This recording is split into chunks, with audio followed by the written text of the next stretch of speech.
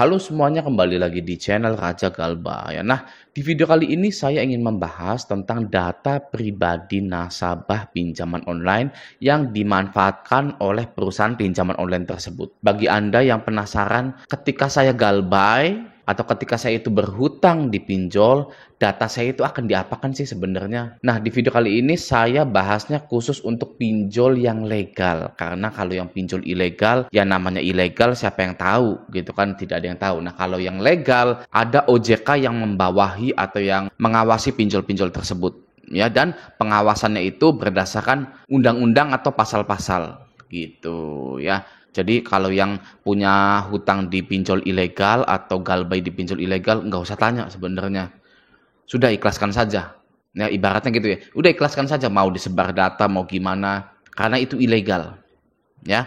Nah, kalau yang pinjol legal, mari kita bahas. Nah, video kali ini berdasarkan surat edaran Otoritas Jasa Keuangan Republik Indonesia. Jadi asli, bukan kata saya, bukan kata berita-berita dan sumber-sumber yang lain, tapi langsung dari OJK-nya. Oke? Nah, di sini di bab 8 ya, di bab 8 dengan judul pengelolaan data dan informasi. Oke?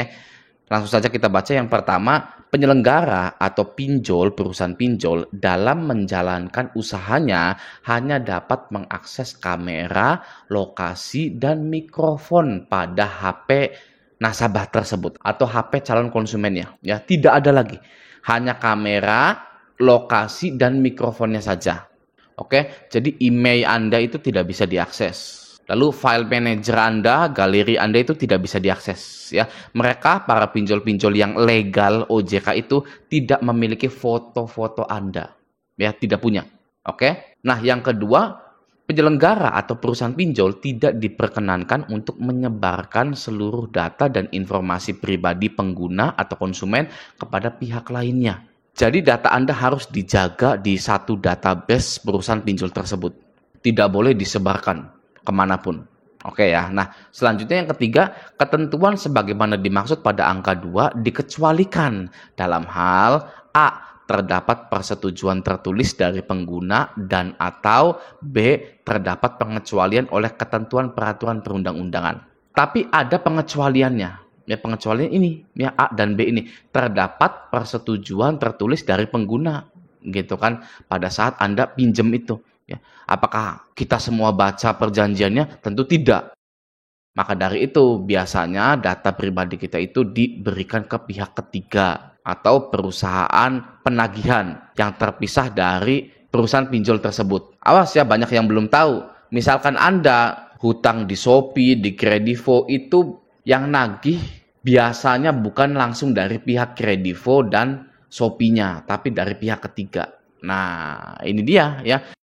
Terdapat persetujuan tertulis dari pengguna. Ya, karena kita tidak pernah baca persetujuannya, maka data kita kemungkinan di persetujuan tersebut itu tertulis kita menyetujui atau nasabah menyetujui bahwa data kita akan diberikan ke pihak ketiga jika gagal bayar.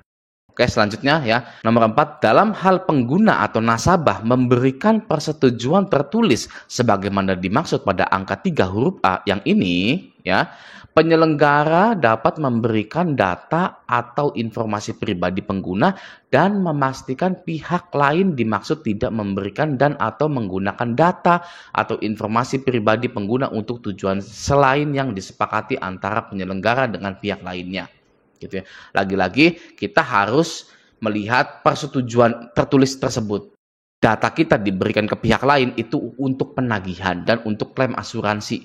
Nah, nomor 5, penyelenggara atau perusahaan pinjol memastikan bahwa pengguna atau konsumen mengetahui tujuan penggunaan data dan informasi serta resiko yang melekat atas persetujuan tertulis atau terekam yang diberikan oleh pengguna. Oke. Selanjutnya nomor 6, persetujuan tertulis dari pengguna sebagaimana dimaksud pada angka 5 dinyatakan dalam bentuk suatu pernyataan dan persetujuan serta didokumentasikan oleh penyelenggara. Nomor 7, data dan informasi sebagaimana dimaksud pada angka 2 harus diamankan melalui metode yang dapat memastikan proses pembacaan data dan informasi dilakukan oleh pihak yang terotorisasi. Nomor 8, data dan informasi pengguna yang diperoleh dan dimanfaatkan oleh penyelenggara harus memenuhi kriteria sebagai berikut. Poin A, penyampaian batasan pemanfaatan data dan informasi kepada pengguna. Yang B, penyampaian setiap perubahan tujuan pemanfaatan data dan informasi kepada pengguna jika ada, dan media dan metode yang digunakan dalam memperoleh serta pemanfaatan data dan informasi terjamin kerahasiaan, keamanan, dan keutuhannya. Oke. Nah, sampai sini, sampai nomor 8 ini, intinya ya, data kita itu harus disimpan seaman mungkin, ya, rahasia yang terjamin rahasianya gitu, dan keutuhannya juga. Jadi tenang saja, Galbay dipinjol itu aman, ya. Contohnya saya, Raja Galbay, gagal bayar dipinjol banyak, ya, pinjol OJK gitu kan. Wah, hampir semua aplikasi pinjol legal yang OJK itu saya galbaikan, ya. Data saya tidak masalah sama sekali. Ya, tidak dipakai untuk buka rekening misalkan gitu ya, tidak dipakai untuk melakukan transaksi apa gitu kan, transaksi di sana di sini gitu untuk penipuan, tidak sama sekali gitu ya. Saya Galbay dari tahun 2020 ya, sebelum Covid gitu ya. Sebelum Covid saya Galbay, lalu Covid sampai sekarang belum saya bayar sama sekali. Ya, data saya aman gitu ya. Itu enaknya kalau Galbay dipinjol OJK. Ya, makanya saya lebih seneng Galbay dipinjol OJK ya daripada dipinjol yang ilegal gitu kan. Karena kalau yang pinjol ilegal itu kita tidak pernah tahu dia itu akan berbuat apa. Kalau pinjol yang legal sudah tahu ya, nagih via WA, berkunjung, ada DC lapangan, sudah ya, tidak ada hal-hal lainnya ya. Tapi kalau pinjol ilegal, waduh ya, yang bikin HP kehack, galeri-galeri kita ada di database-nya mereka, ya disebar data, wah itu ya. Tapi ya nggak apa-apa sih gitu ya, bodo amat mau disebar datanya mau enggak kek, bodo amat. Galbay kan pinjol ilegal Anda, ya jangan pernah dirawat. Kita lanjut nomor 9, data dan informasi konsumen yang dimusnahkan oleh penyelenggara harus memenuhi kriteria sebagai berikut.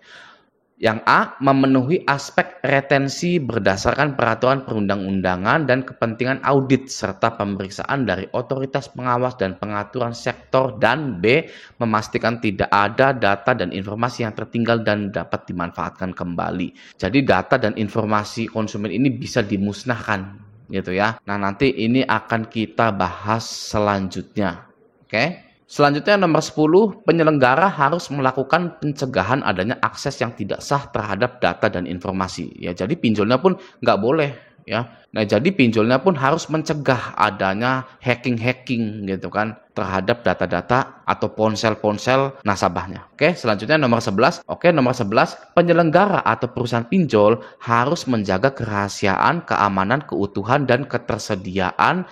Poin A, data dan informasi pribadi. Poin B, data transaksi. Dan poin C, data keuangan yang dikelolanya sejak data diperoleh hingga data tersebut dimusnahkan. Jadi ya pinjol harus menjaga kerahasiaan, keamanan, keutuhan, dan ketersediaan. Ya, sampai detik ini pengalaman saya pribadi ya, tidak dibuat-buat. Ini tidak dibuat-buat ya.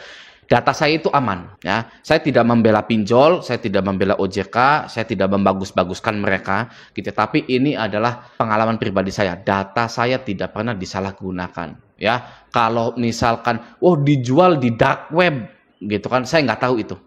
Ya, saya nggak tahu itu kebocoran data dan lain-lain gitu ya. Tapi dari dulu sampai sekarang saya Galbay itu data saya tidak pernah dipakai untuk hal yang macam-macam. Misalkan bikin rekening bank dan dipakai transaksi kriminal gitu ya, teroris dan lain-lain, itu tidak pernah ya. Buktinya saya dari dulu sampai sekarang ya masih Galbay dan aman-aman saja. Jadi siapapun yang Galbay santai saja.